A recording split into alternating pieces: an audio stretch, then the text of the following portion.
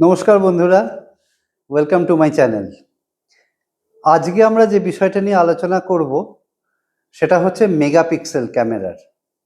এই ডিজিটাল ক্যামেরার মেগাপিক্সেল সম্পর্কে পুরো ব্যাপারটা কি আপনারা জানেন ভালো করে? এটা তো আমরা অনেকেই জানি যে মেগাপিক্সেল বেশি মানে ভালো ছবি হবে, কিন্তু সেটা কি আদপেও সত্যি? বা শুধু মেগাপিক্সেল বেশি থাকাটাই কি একটা ভালো ছবি হবার প্রাথমিক শর্ত? এখন এই বিষয়গুলো একটু ভালো করে জানা দরকার, এবং তার ফলে আপনার ক্যামেরার কোন মেগাপিক্সেলে কীরকম ছবি হবে সেইটা বিস্তারিত একটা ধারণা তৈরি হবে।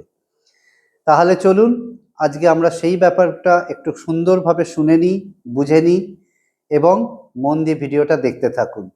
আর অবশ্যই যেটা প্রতিবার বলি, যে চ্যানেলটা লাইক করবেন, সাবস্ক্রাইব করবেন, আপনাদের সকলের মধ্যে শেয়ার করবেন। কোনো যদি মতামত থাকে সেটা কমেন্ট সেকশানে লিখে জানাবেন, এবং তার সাথে কোনো প্রশ্ন থাকলে অবশ্যই করবেন। আমি চেষ্টা করব সেগুলো সব উত্তর দেওয়ার।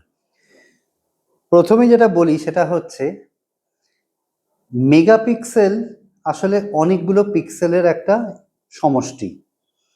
একদম অঙ্কের বিচারে যদি আমরা আলোচনা করি তাহলে হচ্ছে 1 মেগাপিক্সেল মানে 10 মিলিয়ন পিক্সেলস।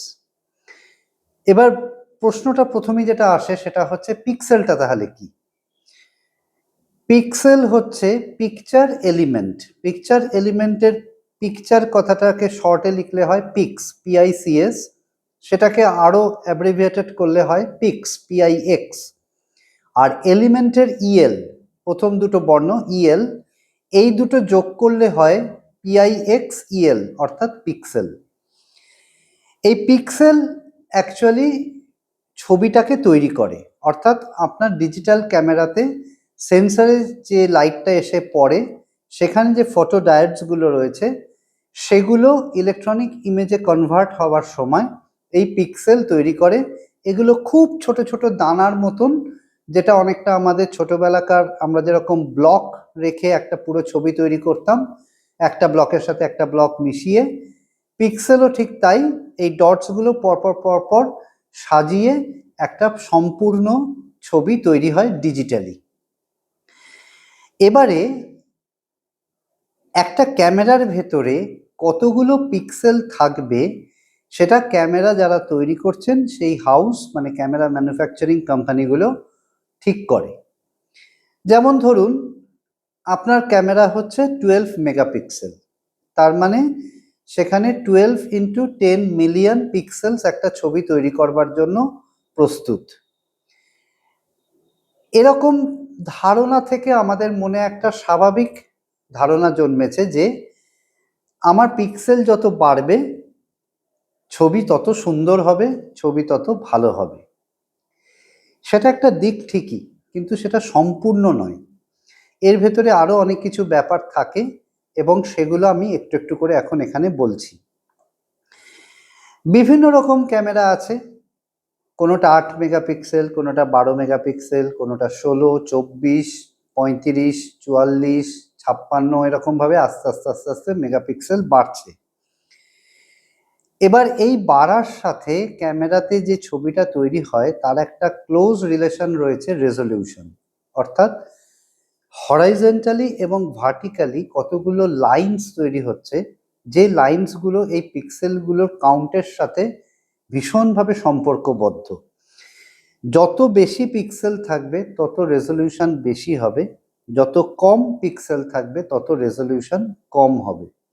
এই ব্যাপারে আপনাদের একটা চার্ট এখানে দেখাচ্ছি যে পিক্সেলের সাথে রেজলিউশনের কি সম্পর্ক। এখানে দেখুন প্রথমে যেটা রয়েছে 12 মেগাপিক্সেল, সেখানকার রেজলিউশন দেখাচ্ছে 4000 থেকে 3000 পিক্সেল, অর্থাৎ 4000 ইন্টু 3000 পিক্সেলের এক একটা ইমেজ তৈরি হবে। পরেরগুলো স্বাভাবিকভাবেই বুঝতে পারছেন, 24 মেগাপিক্সেল হলে 6000 বাই 4000 পিক্সেলস রেজলিউশন হয়। 45 মেগাপিক্সেল হলে 8256 ইন্টু 5504 পিক্সেলসের ছবিটা হয়। আর যদি 61 মেগাপিক্সেল হয় তাহলে আরও রেজলিউশন বেড়ে যাচ্ছে, 9504 থেকে 6336 পিক্সেলসের ছবিগুলো তৈরি হচ্ছে।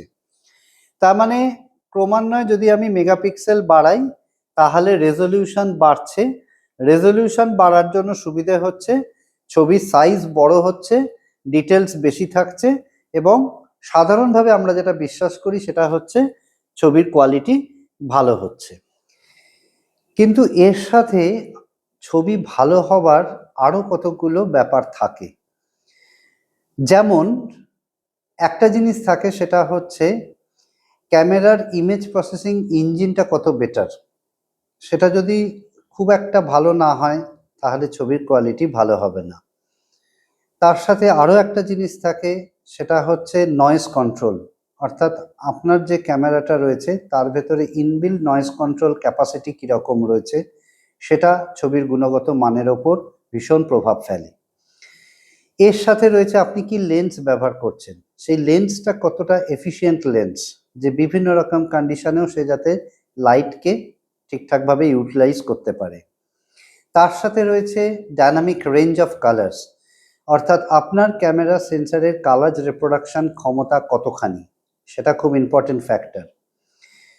তার সাথে যেটা রয়েছে সেটা হচ্ছে সেন্সার সাইজ, এটা ভীষণ ইম্পর্টেন্ট।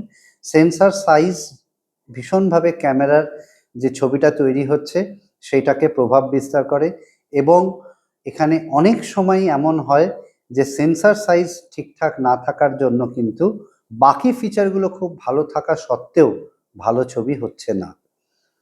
তো এই ব্যাপারগুলো কিন্তু একটা ভালো ছবি করার পেছনে খুব গুরুত্বপূর্ণ ভূমিকা নেয়।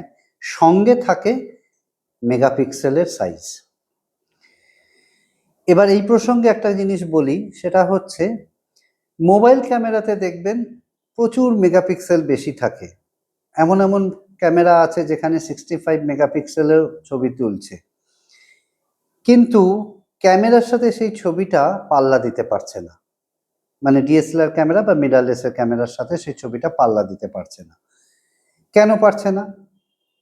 এখানে একটা উদাহরণ দিয়ে আপনাদেরকে ব্যাপারটা বোঝাই। ধরুন দুটো ঘর আছে, একটা ঘরে 100টা চেয়ার পাতা রয়েছে। এই চেয়ারগুলোকে মনে করুন এক একটা পিক্সেল। আর সেম সাইজেরই আরেকটা ঘর আছে যেখানে 50টা চেয়ার পাতা আছে। তার মানে কোন ঘরে চেয়ার বেশি? প্রথম ঘরটা, যে ঘরটাতে 100টা চেয়ার রাখা আছে। অর্থাৎ এই ক্যামেরাটার মেগাপিক্সেল ধরে রাখুন 100, আর পরের ঘরটাতে 50টা চেয়ার পাতা আছে, তার মানে আপনি মেগাপিক্সেল ধরে রাখুন 50। এবারে এই পুরো ঘরের মধ্যে চেয়ারগুলোকে যদি আপনি ছড়িয়ে রাখতে চান, তাহলে 100টা চেয়ার আছে যে ঘরটাতে, সেখানে চেয়ারের সাইজটা ছোট করতে হবে, এবং প্রত্যেক মানুষ যখন চেয়ারে এসে বসবেন 100 জন মানুষকে খুব কাছাকাছি ঘেঁষাঘেঁষি করে বসতে হবে। কিন্তু যদি আপনি পরের ঘরটাতে যান, যেখানে একই সাইজের ঘরে 50টা চেয়ার রাখা আছে, সেখানে চেয়ারগুলো একটু চওড়া চওড়া হবে, মানুষ এসে সেখানে কমফোর্টেবলি বসতে পারবে, একটু স্পেস থাকবে হাত পা ছড়ানোর, এবং ব্যাপারটা খুব কমফোর্টেবল হবে। তার মানে দেখুন, আলটিমেট রেজাল্টে কিন্তু 50টা চেয়ারওয়ালা ঘরটা অনেক বেটার। 100টা চেয়ারওয়ালা ঘরে চেয়ারের সংখ্যা বেশি থাকা সত্ত্বেও সেখানে কিন্তু মানুষ বসে বা মানুষ সেখানে গিয়ে খুব কমফোর্ট ফিল করছে না। এবার এই পুরো জিনিসটাই আমি ক্যামেরার মেগাপিক্সেলের সাথে রিলেট করাচ্ছি। আপনার কাছে একটা মোবাইল ক্যামেরা আছে, যে ক্যামেরাটাতে ধরুন এরকম 100 মেগাপিক্সেল, 100 হয় না কিন্তু আমি বলছি 100 মেগাপিক্সেলের একটা মোবাইল ক্যামেরা আপনি ব্যবহার করছেন। আর পাশে আপনার বন্ধু একটা ডিএসএলআর ক্যামেরা কি মিররলেস ক্যামেরা ইউজ করছে ধরুন 50 মেগাপিক্সেলের। এবারে মোবাইল ক্যামেরার যে সেন্সার সাইজ সেটা খুব ছোট, তার জন্য সেখানে পিক্সেলের সাইজগুলো খুব ছোট। মানে নর্মালি একটা পিক্সেল যেরকম হওয়া দরকার তার থেকে এখানে পিক্সেলের সাইজগুলো অনেক কম। যেহেতু পিক্সেলের সাইজ কম, তার ফলে কি হচ্ছে, প্রত্যেকটা পিক্সেল লাইটটা যেটা রিসিভ করছে সেই রিসিভিং পাওয়ারটা তাদের কম। এবার কিউমুলেটিভ এফেক্টে 100টা পিক্সেল আপনার যে লাইটটা রিসিভ করছিল, তারা কিন্তু ওভারঅল একটা ইমেজ তৈরি করবার সময় যখন ওটাকে কনভার্ট করছে তখন সেই ডিটেলসটা দিতে পারছে না, কিছু ডিটেলস লস হচ্ছে, কিছু ডিটেলস গিয়ে ইমেজে যাচ্ছে। প্লাস ওই যে আদার ফ্যাক্টরগুলো বললাম, যে ইমেজ প্রসেসিং ইঞ্জিনটা অতটা স্ট্রং নয়, কালার ডাইনামিক রেঞ্জটা অতটা স্ট্রং নয়, নয়েজ লেভেল কন্ট্রোল অতটা স্ট্রং নয়, ইমেজের শার্পনেস ডিটেলস দেওয়ার ক্ষমতা অতটা বেটার নয়। এই ক্ষমতাগুলো না থাকার জন্য মোবাইলের ক্যামেরাতে যে ছবিটা উঠছে সেই ছবিটা আপনার মোবাইলে দেখার জন্য উপযুক্ত হলেও যেই সেটাকে আপনি হায়ার রেজলিউশনের কোনো ডিসপ্লে ডিভাইসে ফেলছেন অথবা প্রিন্ট করতে যাচ্ছেন, তখন কিন্তু তার এই ত্রুটিগুলো বেরিয়ে পড়ছে এবং তার ফলে ইমেজ কোয়ালিটি নেমে যাচ্ছে। অপরদিকে আরেকজন যিনি ক্যামেরা ব্যবহার করছিলেন, যার 50টা পিক্সেলস রয়েছে, মানে ধরে নিলাম 50টা চেয়ারওয়ালা ঘরে যিনি ছিলেন, সেই ক্যামেরার কিন্তু এই আদার ফিচার্সগুলো অনেক স্ট্রং এবং তার ফলে কি হচ্ছে, লেস কোয়ান্টিটির মেগাপিক্সেল দিয়ে ইমেজ তৈরি হওয়া সত্ত্বেও সেই ইমেজের কোয়ালিটি অনেক বেটার হচ্ছে। তার মানে হায়ার মেগাপিক্সেল থাকলেই ভালো ছবি হবে এই ধারণার পেছনে ছোটাটা কিন্তু ঠিক নয়। এর সাথে এই আদার ফ্যাক্টরসগুলো যদি ট্যালি করে তবেই কিন্তু একটা ভালো ছবি হবে এবং সেটা কিন্তু অনেক সময় মেগাপিক্সেল কমই থাকে তা সত্ত্বেও ভালো হয়। যার জন্য দেখবেন মোবাইলের মেগাপিক্সেলের সমান মেগাপিক্সেল কিন্তু ক্যামেরা, অধিকাংশ ক্যামেরা দিচ্ছে না, তার সাথেও কিন্তু ক্যামেরা ভালো ছবি করছে। তার কারণ হচ্ছে এই আদার ফ্যাক্টরগুলো সেখানে রোল প্লে করছে। এরপরে আরেকটা গুরুত্বপূর্ণ জিনিস হচ্ছে ক্রপিং ফ্যাক্টর। বিশেষ করে যারা ওয়াইল্ড লাইফ এবং স্পোর্টস ফটোগ্রাফি করেন তাদের কিন্তু বিভিন্ন সময় ছবিটাকে ক্রপ করবার দরকার হয়ে পড়ে। সেই জন্য আপনি যদি খুব লোয়ার মেগাপিক্সেলের ক্যামেরাতে এই ধরনের ছবি করেন, তারপরে আপনার যে ছবিটা তৈরি হচ্ছে সেখান থেকে যদি আপনি ক্রপ করেন, বেসিক্যালি আপনি কি করছেন, আপনি 100 কেজি আম কিনে এনে 70 কেজি আম রাখছেন, 30 কেজি আম ফেলে দিচ্ছেন। এই যে বাকি পিক্সেলসগুলোকে আপনি ফেলে দিচ্ছেন, আপনার দরকার হচ্ছে না, আপনি কেটে শুধু আপনার প্রয়োজনীয় অংশটুকু ছবিতে রাখছেন, সেখানে খুব গুরুত্বপূর্ণ বিষয় হচ্ছে আপনার নির্বাচিত অংশের ছবিটুকু যেন খুব ভালো মানের হয়। সেই জন্য যদি খুব লোয়ার মেগাপিক্সেলের ক্যামেরাতে এই ধরনের ছবিগুলো করেন তাহলে ক্রপ ফ্যাক্টর আপনাকে খুব একটা সাপোর্ট করবে না। এই ব্যাপারটা স্পোর্টস ফটোগ্রাফি এবং ওয়াইল্ড লাইফ ফটোগ্রাফিতে খুব ইম্পর্টেন্ট এবং অধিকাংশ সময় ক্রপ ফ্যাক্টরটাকে মাথায় রেখে মেগাপিক্সেল সিলেক্ট করতে হয়, মানে আপনি কীরকম মেগাপিক্সেলের ক্যামেরা ব্যবহার করবেন। যেমন ধরুন একটা উদাহরণ দিয়ে বলি, কেউ একজন 24 মেগাপিক্সেলের ক্যামেরা দিয়ে ওয়াইল্ড লাইফ ফটোগ্রাফি করছেন, আর আরেকজন তিনি একটু হায়ার মেগাপিক্সেল, ধরে রাখলাম 45 মেগাপিক্সেলের ক্যামেরা দিয়ে ওয়াইল্ড লাইফ ফটোগ্রাফি করছেন। এবারে দুজনই যদি সেম জিনিসের ছবি তোলেন সেম ডিস্টেন্স থেকে এবং তারপর যদি সেম রেশিওতেই ক্রপ করেন, 24 মেগাপিক্সেলের ক্যামেরা হয়তো টোটাল ক্রপ টপ করে মাত্র 14 কি 15 মেগাপিক্সেলের মতন একটা সিলেক্টেড এরিয়া কভার করছে এবং এই ছবিটাকে যখনই আপনি বড় করছেন তখন কিন্তু ওই যে চার্টের রেজলিউশন দেখালাম তার সাথে এটা ম্যাচ করছে না, তার ফলে ছবির কোয়ালিটি পড়ে যাচ্ছে। যিনি হায়ার মেগাপিক্সেলের ক্যামেরা ইউজ করছিলেন, ধরে নিয়েছিলাম যে বোধহয় 48 বলেছিলাম, তো সেই রকম যদি ক্যামেরার উনি ওই সেম ছবিটাই তুলে আবার সেম রেশিওতেই ক্রপ করেন, হয়তো দেখা যাবে তারও 10 কি 12 মেগাপিক্সেল কমে গেলেও 48 থেকে ওটা 35-36 মেগাপিক্সেলে এসে দাঁড়াচ্ছে। তাহলে 24 থেকে ক্রপ হয়ে আসছে 16 কি 15, আর 48 থেকে ক্রপ হয়ে আসছে 35 কি 36। তার মানে আলটিমেটলি ক্রপড ইমেজে আপনি যে মেগাপিক্সেলটা পাচ্ছেন সেটা কিন্তু অনেক বেশি হচ্ছে। বেশি হওয়ার জন্য কি হচ্ছে, ছবির ডিটেলস বেশি মেনটেন করা যাচ্ছে, ছবির অনেক বেশি কোয়ালিটি থাকছে, এবং ছবিটা আপনি হায়ার রেজলিউশনে প্রিন্ট করুন বা ডিসপ্লে করুন, খুব একটা প্রবলেম হচ্ছে না। সেই জন্য এই ধরনের ফটোগ্রাফি যারা করেন তারা সবসময় চেষ্টা করেন একটু হায়ার মেগাপিক্সেলের ক্যামেরা ইউজ করবার, যাতে সেখানে ক্রপ করলে কোনো প্রবলেম না হয়। এখন আপনাদের কাছে যে চার্টটা দেখাচ্ছি তাতে মোটামুটি একটা ধারণা করা যাবে যে কোন ধরনের ফটোগ্রাফির জন্য কোন ধরনের মেগাপিক্সেল ক্যামেরা ব্যবহার করা বেটার। প্রথমেই বলে রাখি যে এটা যে একদম খুব স্ট্রিক্টলি ফলো করতে হবে তা নয়, এটা একটা ওভারঅল আইডিয়া, কিন্তু সায়েন্টিফিক্যালি প্রুভড, এবং এটাকে ফলো করলে মোটামুটি আপনি একটা ঠিকঠাক ছবি তোলার জায়গায় থাকবেন, আপনার ছবির কোয়ালিটি বেটার হবে। সোশ্যাল মিডিয়া ফটোগ্রাফির জন্য খুব বেশি মেগাপিক্সেলের ক্যামেরার দরকার পড়ে না, 12 থেকে 20 মেগাপিক্সেল যথেষ্ট। ফ্যামিলি ফটোগ্রাফিতে আরেকটু বেশি, কারণ অনেক সময় একটু অ্যালবাম প্রিন্ট হয়, একটু বড় সাইজের অ্যালবাম করতে লাগে, সেইখানে 20 থেকে 24 megapixel. Street travel event photography সেগুলো 20 থেকে 30 মেগাপিক্সেলের ক্যামেরা হলেই চলে।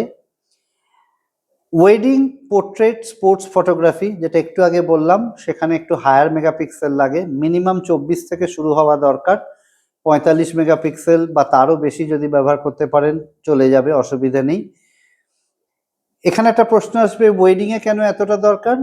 কারণ ওই পিকচার কোয়ালিটি মেনটেন করতে হবে যাতে আপনার ক্লায়েন্ট খুশি হয়, প্লাস যদি বড় সাইজের কোনো প্রিন্ট করে দিতে বলেন সেটার অপশানটা আপনার কাছে থাকবে, অ্যালবামে ভালো ছবি আসবে, এইসবের জন্য একটু হায়ার মেগাপিক্সেল রাখা বেটার।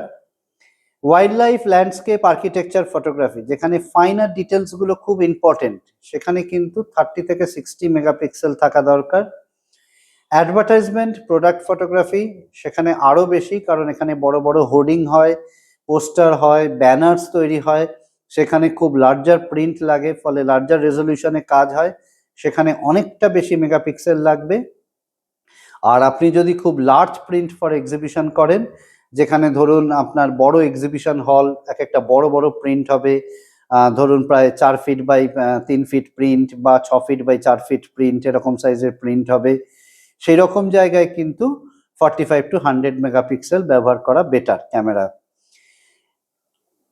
এর সাথে কিন্তু অবশ্যই মাথায় রাখতে হবে, আমি আবারও বলছি, যে আদার ফ্যাক্টরসগুলো মানে sensor size, cropping factor, dynamic range, noise reduction, এবং তার সাথে সাথে ফটোর যে ফটোগ্রাফি ক্যামেরার যে প্রসেসিং ইঞ্জিনটা রয়েছে সেগুলো ইকুয়ালি গুড হতে হবে, তবেই কিন্তু আপনার আলটিমেট রেজাল্টটা বেটার হবে।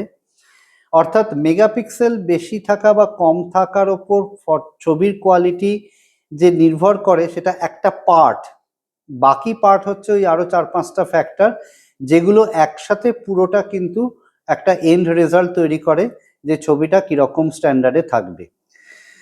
তাহলে দেখলেন তো, শুধু মেগাপিক্সেল বেশি থাকলেই যে ছবি ভালো হয়ে যাবে ব্যাপারটা কিন্তু তা নয়। ডেফিনেটলি ছবি ভালো হবে, কিন্তু তার সাথে এই বাকি ফ্যাক্টরগুলোকেও আপনাকে চিন্তা করতে হবে বা জেনে নিতে হবে যে সেগুলো কিরকম কি আছে। আপনি যখন একটা ছবির গুণগত মান বিচার করবেন, তখন কিন্তু এই noise factor, low light resolution ইত্যাদি ইত্যাদি এই সমস্ত জিনিসগুলো আপনাকে মাথায় নিয়ে চলতে হবে।